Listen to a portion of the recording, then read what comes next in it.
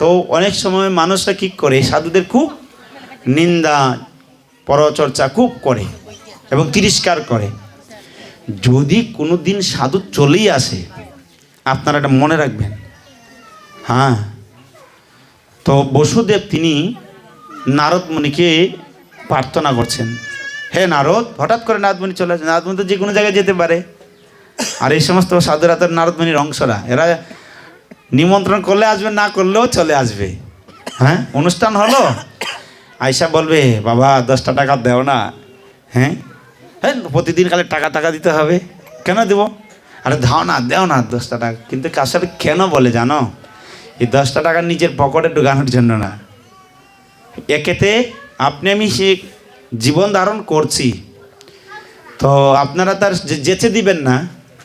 সাধুরা কি করে, কেড়ে নেয়। কেড়ে নিয়েও যদি সেই অর্থটা যদি ভগবানের সেবায় লাগায়, তাহলে কি হবে? তার জীবন ধন্যাতি ধন্য হয়ে যাবে। হ্যাঁ, আপনার জীবন পবিত্র হয়ে যাবে, আপনার অর্থ হ্যাঁ সে পবিত্র হয়ে যাবে।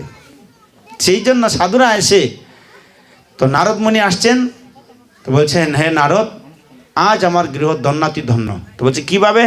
কেন, যেহেতু আপনার চরণ স্পর্শ পড়েছে আমার গৃহে, তা আজ আমি নিশ্চিত বিশ্বাস যে স্বয়ং ভগবান আমার এই গৃহে আবির্ভূত হবে। হয়েছিল কি না?